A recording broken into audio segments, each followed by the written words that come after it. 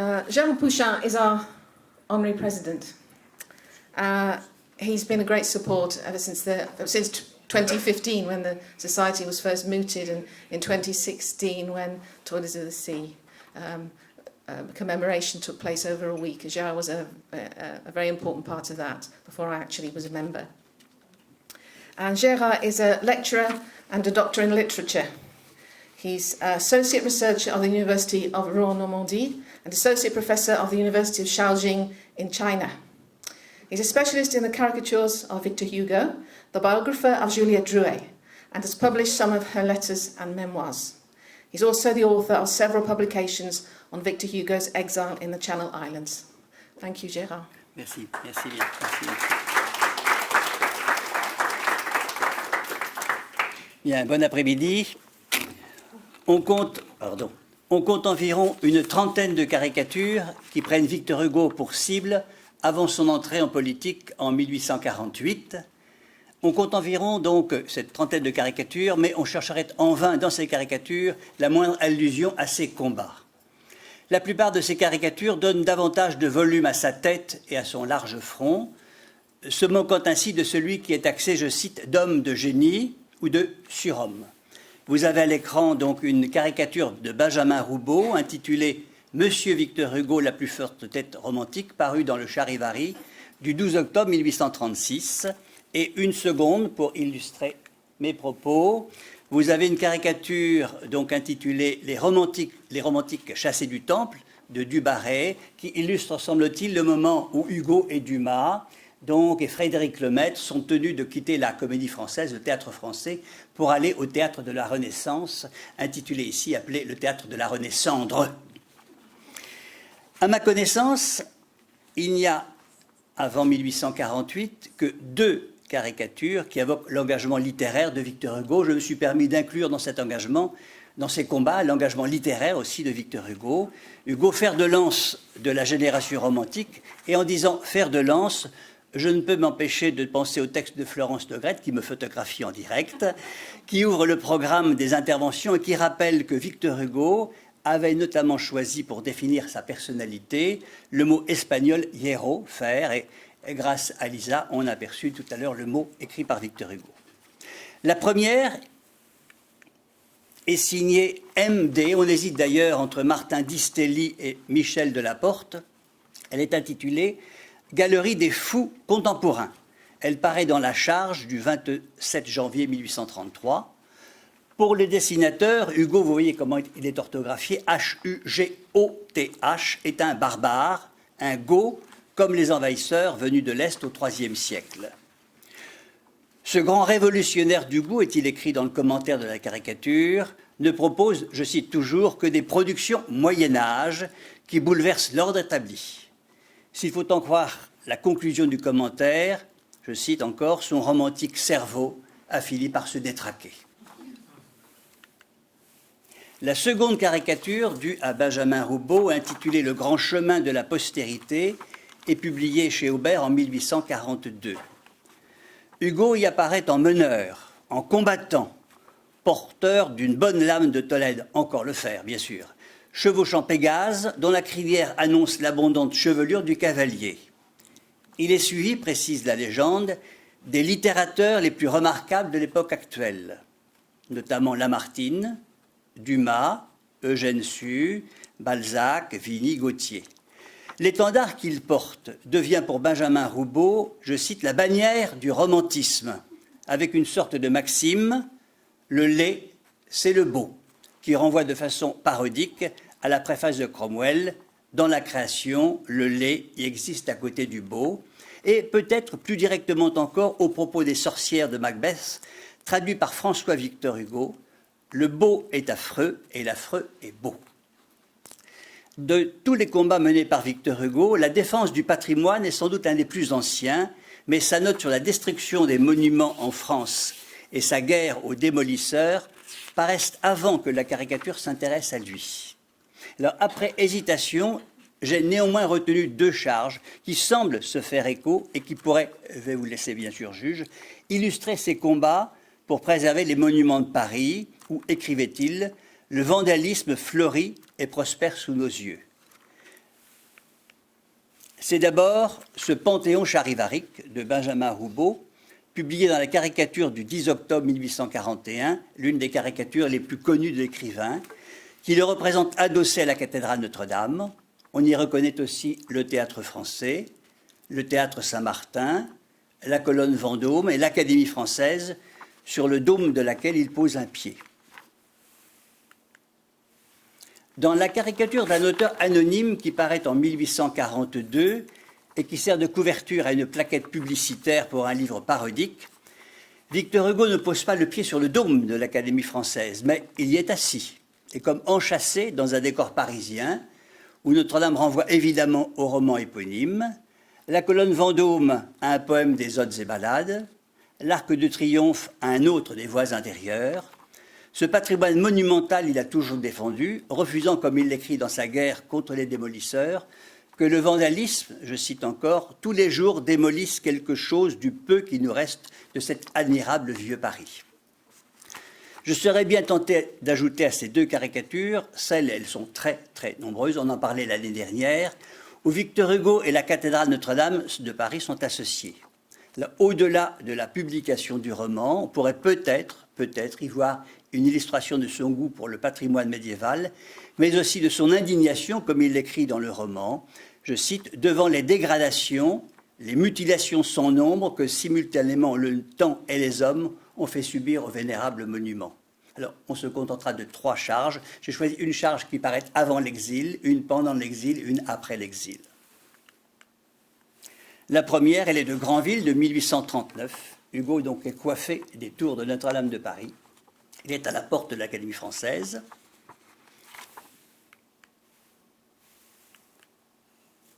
Cet autre de Meyer, dans un journal satirique intitulé Le Géant, publié en 1868. Et cet autre de Luc, de 1882. Hugo, défenseur de la cathédrale Notre-Dame et au-delà du patrimoine de Paris. Élu à la Constituante en juin 1848, puis à la législative en mai 1849, Victor Hugo ne tarde pas à se désolidariser du Parti de l'Ordre qui détient la majorité. C'est le moment que choisit Bertal dans Le Journal pour rire du 2 juin pour le dessiner en cavalier armé d'une lance partant, je cite, en croisade contre le socialisme. Le combattant qui est qualifié de génie civil est évidemment peu crédible, à cheval, pardon pour l'allusion scatologique, sur Pégase et surmonté d'une sorte de nimbe. La charge de Cham, ou Cam, C-H-A-M, publiée 12 jours plus tard dans le même journal et intitulée Croquade politique, c'est-à-dire dessin à peine esquissé, semble faire de Victor Hugo un modéré, un homme du centre, de la plaine, pour reprendre l'un des mots de la légende, fâcheuse situation de la plaine au moment du combat des 2 montagnes. On le voit en effet vers le bas, au centre de l'image, au-dessus de Thiers reconnaissable à ses lunettes, tenter d'écarter de ses 2 bras le mont Blanc et le mont Rouge. Quelques semaines plus tard, Victor Hugo prononcera des discours qui feront date, comme ceux sur l'enseignement ou la misère, mais qui n'inspireront aucun caricaturiste. En revanche, le Congrès des Amis de la Paix universelle, qui se déroule à Paris les 22, 23 et 24 août 1849 et qui est présidé par Victor Hugo, va retenir l'attention d'un très grand nombre de dessinateurs satiriques. Il est un mot qui est revenu fréquemment dans ses interventions et dans ses discours depuis qu'il est entré en politique, c'est le mot « paix ». Qu'on en juge, 2 mars 1848, à l'occasion de la plantation de l'arbre de la Liberté place des Vosges, il salue les espérances d'émancipation, d'ordre et de paix qui vont germer. 26 mai 48, à ses concitoyens, la République dont je rêve fera de la paix la loi des nations. 2 septembre 48, l'état de siège, il faut pacifier la rue. 9 juillet 49, discours sur la misère, belle phrase, il faut profiter du calme pour établir la paix, non pas la paix seulement dans les rues, mais la paix véritable, la paix définitive, la paix faite dans les esprits et dans les cœurs. Les caricaturistes vont donc jouer avec ce mot « paix ». L'un d'eux, plus impatient que les autres, propose sa charge avant même l'ouverture du Congrès de la paix. Dès le 12 août, Fabricius, dans La Silhouette, dessine Victor Hugo au centre de l'image, on a peut-être quelques difficultés à le reconnaître, qui est attaqué par un personnage qui s'est mis, comme disent les boxeurs, en garde conventionnelle, alors qu'il s'apprêtait à séparer deux hommes en train de s'étriper. La charge de Bertal, intitulée « Heureuse influence du Congrès de la paix », dans le journal Pour rire du 1er septembre 1949, introduit une variante dans le traitement habituel de la tête et du front du poète. Une dizaine de pavillons nationaux ainsi que le drapeau de la paix universelle sont placés dans son crâne.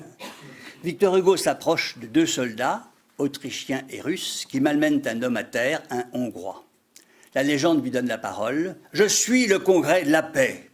Réponse des soldats. « Eh bien alors, fichez-nous là. Vous ne voyez donc pas que nous sommes occupés, point de suspension, à pacifier la Hongrie. »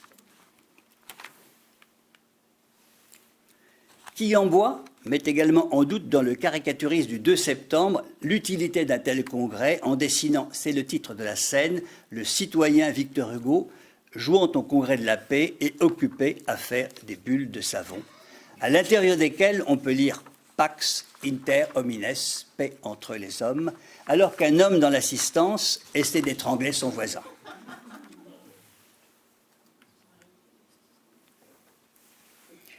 Sans conteste, c'est Daumier qui a été le plus inspiré par le Congrès de la paix. On lui doit 4 charges qui paraissent dans le Charivari entre le 6 et le 10 septembre. La première, vous l'avez à l'écran, montre Victor Hugo à la tribune, derrière un bureau, ponctuant de la main son geste inaugural. La légende renvoie le lecteur, je cite, à un discours en 3 points qui démontre le néant de la gloire militaire et se moque, je cite encore, d'un nouvel effet de front. Et dans un article de La Silhouette non illustré, c'est un autre effet qui est souligné à l'occasion de ce congrès. Le front de Victor Hugo rayonne. Il a mis peut-être, pour être mieux vu, un gilet blanc et un pantalon noisette qui lui permet de faire des effets de cuisse. Alors pardon à Daina pour la difficulté pour traduire les effets de cuisse, évidemment. Non. Peut-il revenir en arrière? Non, on va le laisser. Donc, celle qui est passée fugitivement. Dans la deuxième caricature de Daumier, bras énergiquement croisés, regard fermé, Hugo est à côté d'Émile de Girardin et au second plan pendant l'intervention du député anglais Richard Cobden. Le président du Congrès de la paix, vous avez l'image à l'écran, j'espère, presque réduit à un front et à un crâne, dans cette autre charge de Daumier, au centre de toutes les embrassades, après la dernière séance. La quatrième est donc derrière caricature de Daumier, qui doute de la sincérité de Victor Hugo, qui s'est éloigné de la droite, le monte en tête de ce qui est qualifié dans la légende de promenade triomphale, mais pacifique, dans les rues de Paris. Les lecteurs de la revue comique de la même année vont découvrir un étonnant Victor Hugo, tête 2 fois plus importante que le corps, qui est qualifié par Bertal de roi du Congrès de la paix. Le dessin s'expliquait dans la légende. Le coquerel odorant et l'élégant de Guéry, ce sont des députés. Le premier est prêtre, le second pasteur, s'entrelacent pour former sa couronne. Paix à ces hommes de bonne volonté.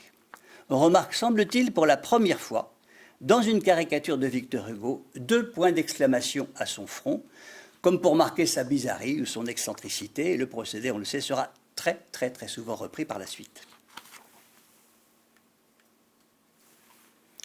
Quillembois, on a rencontré son nom tout à l'heure, pseudonyme de Charles-Marie de Sarcus, pseudonyme qui est dû aux béquilles qu'infirme il utilisait pour marcher, ne cache pas ses opinions politiques. Légitimiste, il dénonce toujours dans ses charges l'évolution politique de Victor Hugo. Dans la caricature du 30 septembre, vous avez le dessin à l'écran, il illustre la rentrée des vacances en continuant d'exploiter le thème de la paix que prône Victor Hugo. Il le représente avec des baïonnettes sur l'épaule, ayant désarmé, est-il écrit dans la légende, un poste de garde nationaux, et il qualifie Victor Hugo, je cite, de « Totor Hugo, moutard d'une grande turbulence, surtout lorsqu'il s'agit de la paix ». Le discours sur l'expédition de Rome que Victor Hugo prononce à la tribune de l'Assemblée le 19 octobre 1949 pour s'opposer à une intervention française en faveur du pape qu'il juge liberticide, et nombre de fois ponctué du mot liberté.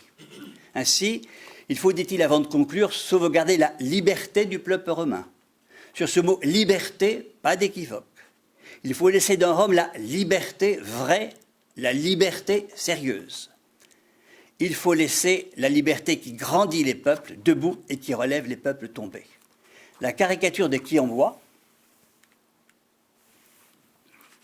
en date du 28 octobre, toujours dans le Caricaturiste, mérite d'être signalée car elle montre les républicains, reconnaissables à leur bonnet phrygien, applaudir l'orateur. Pour la première fois, en effet, Victor Hugo, à qui Quiamboi fait dire « Je suis français, vive la République romaine quand même », a voté avec la gauche.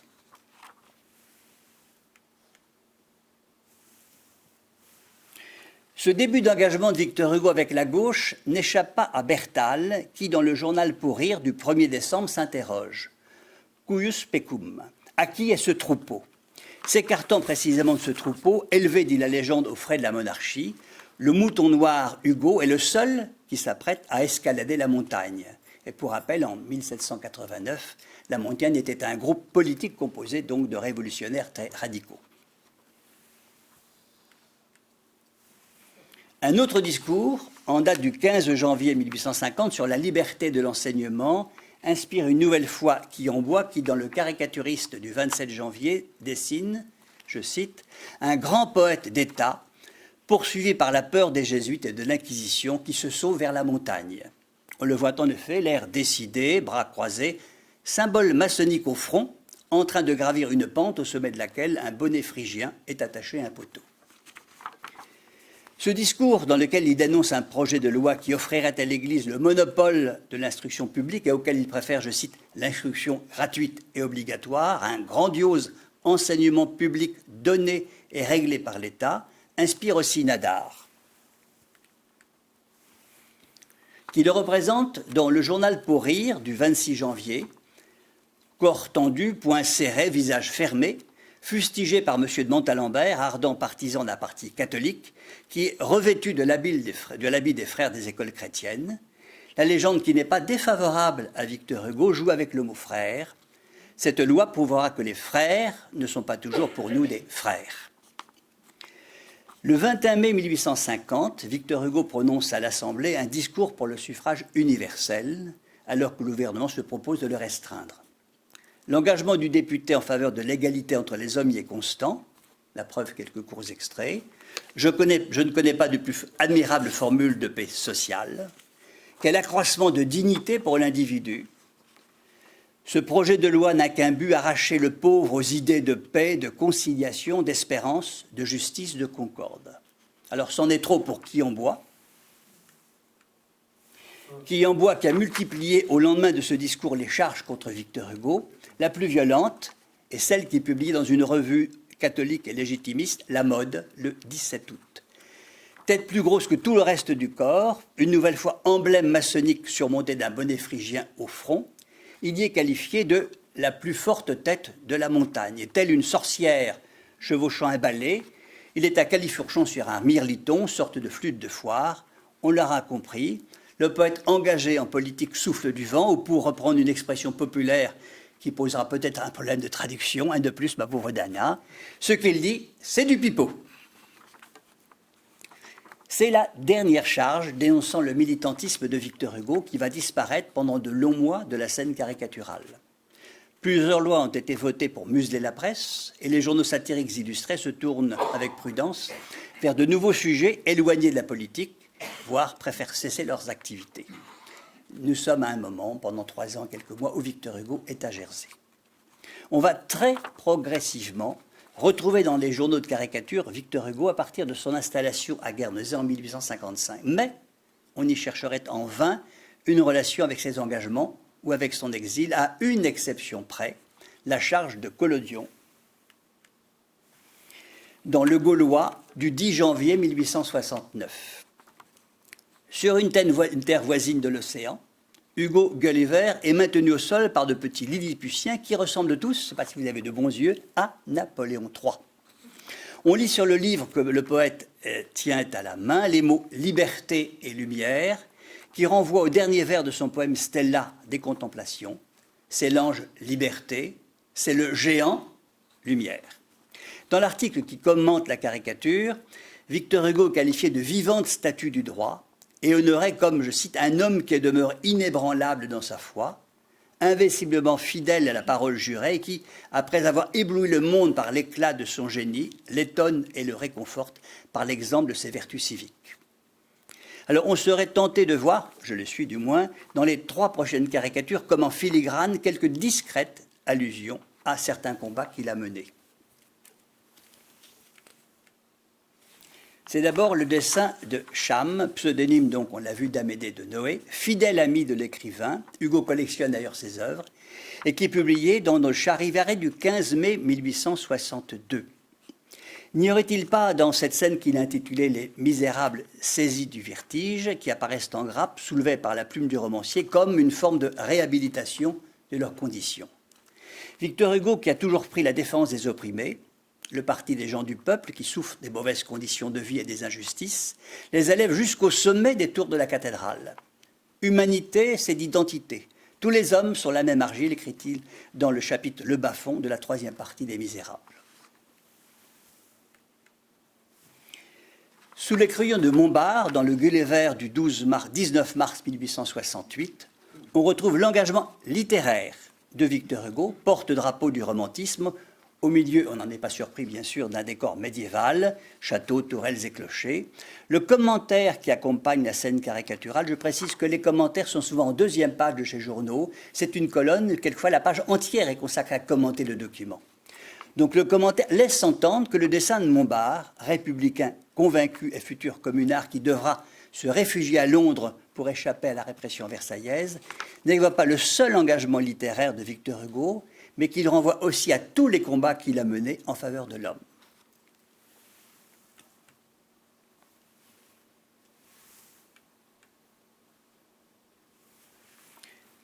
Troisième journal, Carlo Grip, directeur du Paris Comique, a sans doute pris des risques importants en publiant dans le numéro du 1er janvier 70 une scène caricaturale qu'il a lui-même dessinée. Il est le dessinateur et le directeur du journal. La tête auréolée de rayons, Victor Hugo, qui à cette date, il faut le rappeler, est encore en exil à Guernesey, qui a toujours réconforté les exilés, bat le tambour, suivi du journaliste Henri Rochefort, qui a connu lui aussi l'exil, et d'un très très grand nombre de bannis.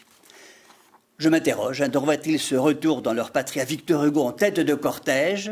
La réponse sans doute prudente est donnée dans le titre de la scène. Vous la lisez comme moi, tout ça, c'est des bêtises. Les autres caricatures sans allusion politique paraissent à l'occasion de la publication de nouvelles œuvres. J'en ai retenu 3 simplement.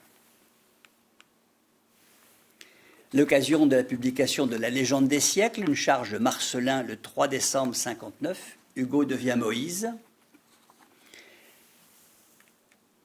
Deuxième charge, éloignée des combats de Victor Hugo, Les Misérables, un dessin de Bertal dans la semaine des familles du 29 novembre 62. On reviendra tout à l'heure mémoriser, si vous voulez, ce dessin-là, car il présentera une différence énorme avec ce que vous avez sous les yeux.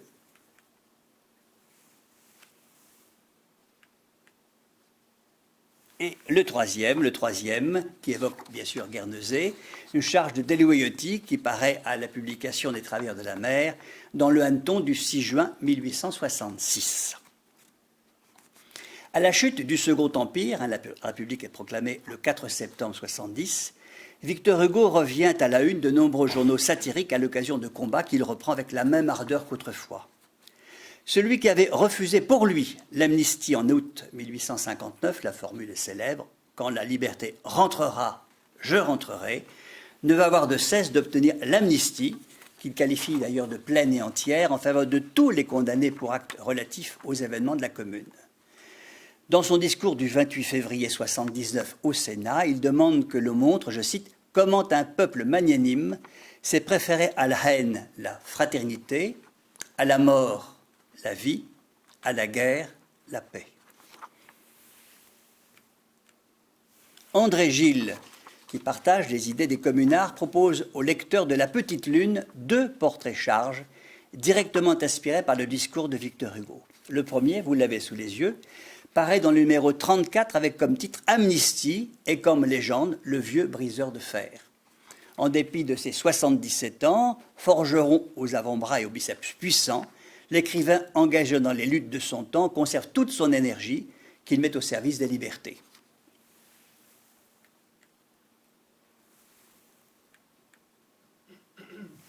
Moins connu, ce numéro 36, toujours de Gilles, donc sur un bout de terre qui peut symboliser la Nouvelle-Calédonie ou une île aussi lointaine, où sont déportés des milliers de communards, un homme, pieds nus, rêve au moment où le Sénat examine la proposition de Victor Hugo de voir ses chaînes brisées, en tournant ses regards vers le soleil de France, c'est le titre, qu'André Gilles a affublé d'un bonnet rouge. La légende reprend en la redoublant la précédente Amnistie, Amnistie. Le 3 juillet 1880, Victor Hugo intervient pour la 3e fois au Sénat dans un discours en faveur de l'amnistie où il attire l'attention de ses collègues sur la prochaine fête du 14 juillet, qui va devenir fête nationale. Oui, s'exclame-t-il, la chute de cette Bastille, c'était la chute de toutes les Bastilles. L'écroulement de cette citadelle, c'était l'écroulement de toutes les tyrannies, de tous les despotismes, de toutes les oppressions. C'est cette Bastille qui inspire à Moloch pour le journal Le Gros Lot du 18 juillet. Sa fresque caricaturale est riche d'une quarantaine de personnages, j'ai fait un gros plan sur la partie qui nous intéresse, montre quelques figures de la République luttant contre les tenants de la tradition. Victor Hugo y apparaît à droite, telle la liberté guidant le peuple de Delacroix, brandissant le drapeau tricolore qui est aussi l'étendard de l'amnistie. On pense évidemment aussi à l'image qui a été retenue pour le programme de cette journée par Roy et par toute son équipe. Étonnamment, le vote de la loi d'amnistie en date du 11 juillet 80 n'inspirera aucun caricaturiste. Une fois de plus, ce sont les événements de la Commune que l'on retrouve sous le crayon d'un dessinateur satirique. Dans le Grelot du 30 avril 1871, Rosambeau fait de Victor Hugo, qui s'interpose entre Thiers, futur bourreau des communards, et l'allégorie de la ville de Paris, la partie supérieure d'un cric. Vous savez on peut prononcer en français le mot cri, cric ou cri. Jouant quelques jours après la publication dans le journal Le Rappel de l'un des derniers poèmes intitulé Un cri, où il dénonce les violences commises par les Versailles et les communards. Sous la charge, une phrase est en écho avec les premiers mots du poème. Quand finira ceci? Quoi, ne sortent-ils pas que ce grand pays croule à chacun de leurs pas? Bertal, à qui l'on doit nombre de caricatures favorables à Victor Hugo, c'est celle qu'on a vue tout à l'heure avec le crâne trépané de Victor Hugo. Bertal est de ceux qui n'acceptent pas que ces derniers aient proposé d'accueillir dans sa maison de Bruxelles les communards à qui la Belgique refuse de reconnaître le statut de réfugié politique. Le dessinateur reprend la charge que nous avons vue tout à l'heure, qui était parue à la fin de l'année 62, et il la modifie pour le Grelot du 11 juillet 1871. Victor Hugo, sur fond de Paris, donc incendié, devient un personnage sous influence, celle d'un diable, appelé Satanas, qui se livre, c'est la légende, à une salade dans un crâne, renvoie bien sûr à un chapitre des Misérables, remuant notamment dans son cerveau le drapeau rouge de la commune, des insectes, un chat noir, symbole des ténèbres et de la mort. On remarque vers la gauche de l'image une araignée qui tisse sa toile dans la boîte crânienne de Victor Hugo. Évidente illustration de l'expression familière « avoir une araignée dans le plafond », c'est-à-dire être dérangé, être fou. Bertal commente son propre dessin à la page suivante. Victor Hugo, au cerveau troublé, est en proie à une fièvre.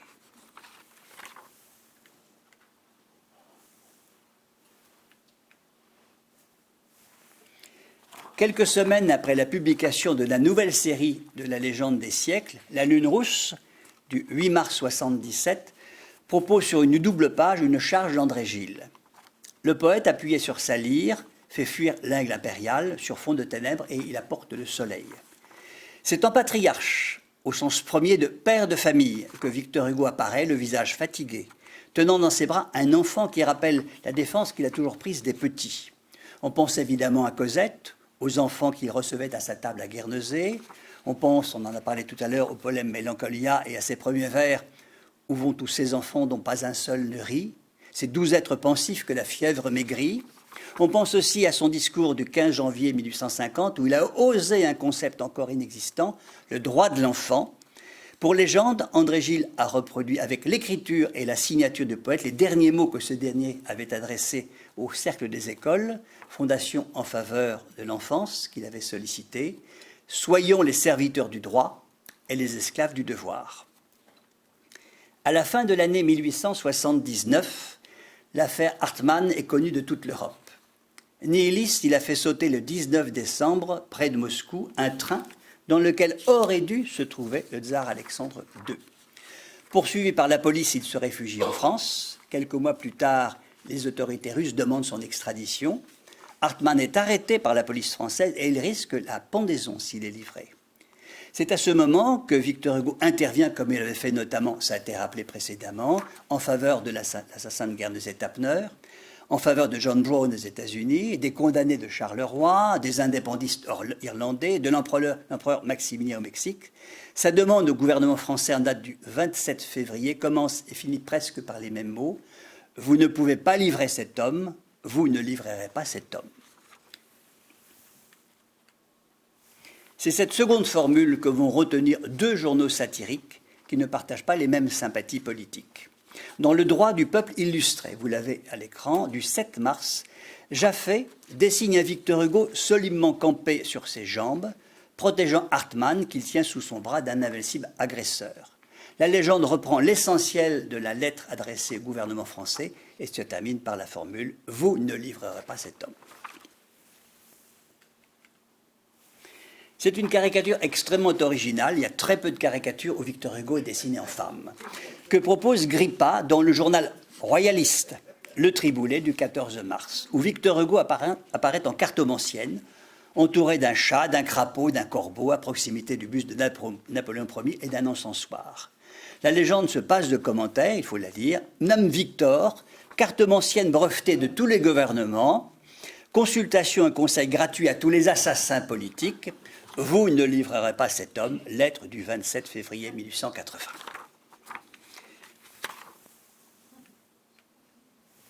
Cette autre caricature dont on ignore l'auteur et qui paraît dans Le Monde parisien du 20 mai 1882 mérite d'être signalée car elle est, à ma connaissance, la seule où Victor Hugo est dessiné en compagnie d'ouvriers.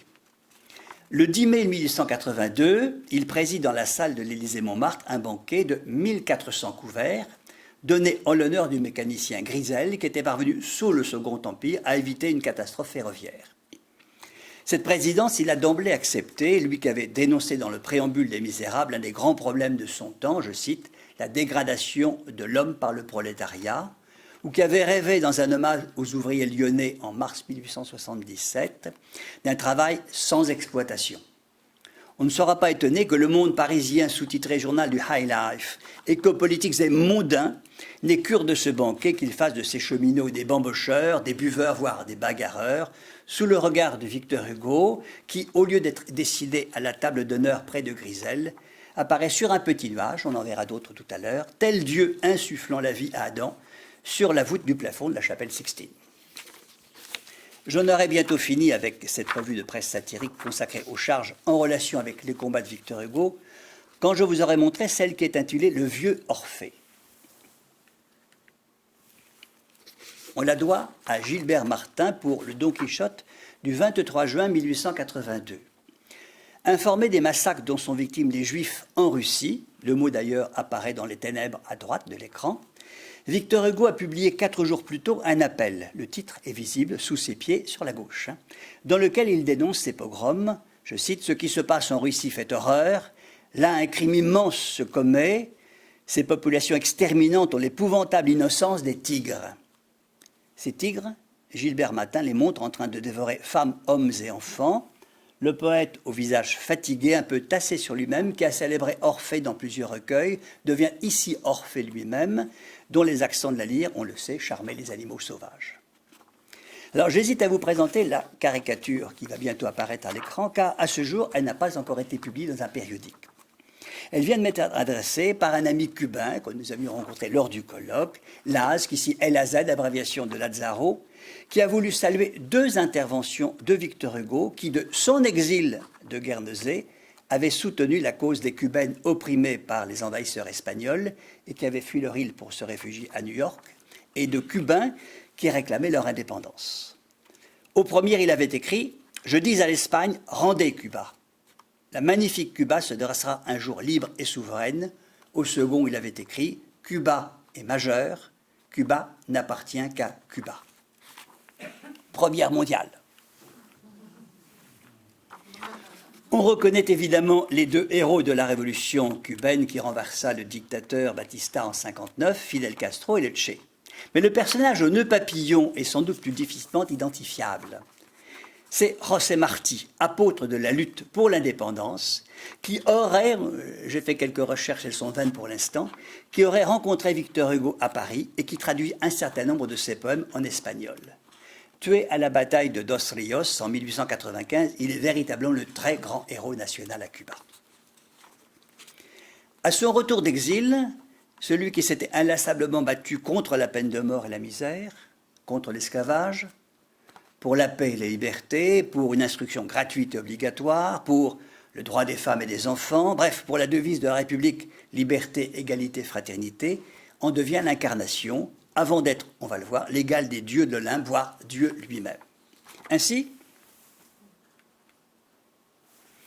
Henri de Marre, qui a dû partir en exil après la Commune, en fait l'un des hommes du jour dans le carillon du 30 juin 1877, aux côtés de Jules Ferry et de Gambetta.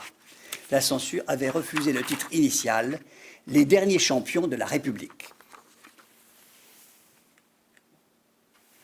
Quelques mois plus tôt, le caricaturiste l'avait décidé dans le même journal, en date du 10 février, conduisant un long cortège d'écrivains et de journalistes, dominant de la tête et des épaules toutes ses personnalités. Victor Hugo, qui est tricolorisé, une plume bleue, blanche et rouge à son bonnet, ainsi qu'une veste bleue, une barbe blanche et un pantalon rouge, porte sur son bonnet le sigle de la République, RF. La légende confirme qu'il est devenu, je cite, le grand tambour-major de la République. Le 13 septembre 1978, c'est lui qui inaugure la longue série des hommes d'aujourd'hui. Il y aura 478 publications jusqu'en 1999.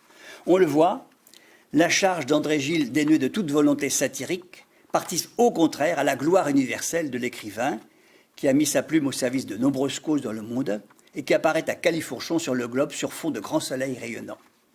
Chacun mesure dans ces conditions que le mot caricature, qui vise à ridiculiser et à tourner en dérision, est désormais des plus impropres en ce qui concerne Victor Hugo.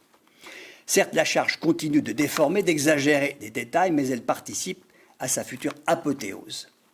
Ainsi,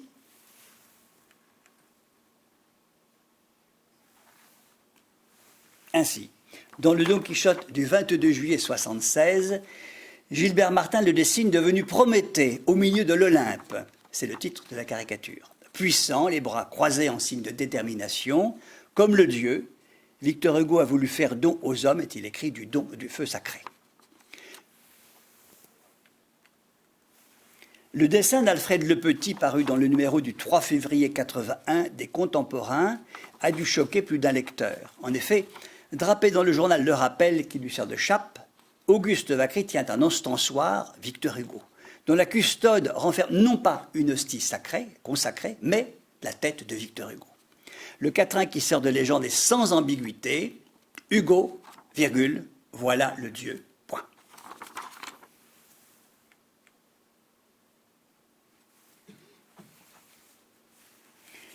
À la fin de l'année 1882, Henri de Marre, dans Les Hommes d'aujourd'hui, s'inspire d'une scène biblique pour illustrer le numéro consacré à l'écrivain Catulle Mendès. Agenouillé dans le romantisme fleuve, applaudi par une grenouille, il entend Victor Hugo sur un nuage, étoile rayonnante au front, qui reprend les paroles de l'évangéliste Matthieu, paroles qu'il prêtait d'adieu lors du baptême du Christ dans le Jourdain. Celui-ci est mon fils bien-aimé en qui je me suis complu. Victor Hugo est bien devenu Dieu le Père. Et une autre preuve, tout au moins sous le crayon d'un caricaturiste, que Victor Hugo est bien devenu Dieu, on la trouve dans cette charge de Talpe. Charge de Talpe qui paraît donc le 8 mars 85, donc peu de temps avant la mort de Victor Hugo, dans la Comédie politique, Au milieu des nuages, Dieu le Père laisse son trône au poète entouré de musiciens, dont Zola qui joue de la grosse caisse. La légende reproduit un très court dialogue, Victor Hugo. Dieu était chenillé, ôtez-vous là que je m'y mette. Dieu, le fait est, monsieur Hugo, que je n'ai plus qu'à vous céder la place. La caricature de Gilbert Martin dans le Deux Quichotte du 5 juin 85, 4 jours après les obsèques nationales du poète, a sans doute, comme la charge d'Alfred le Petit, scandalisé nombre de personnes. Le titre L'apothéose renvoyant à la déification de Victor Hugo, nouvelle hostie divine dans un gigantesque ostensoir qui domine le Panthéon.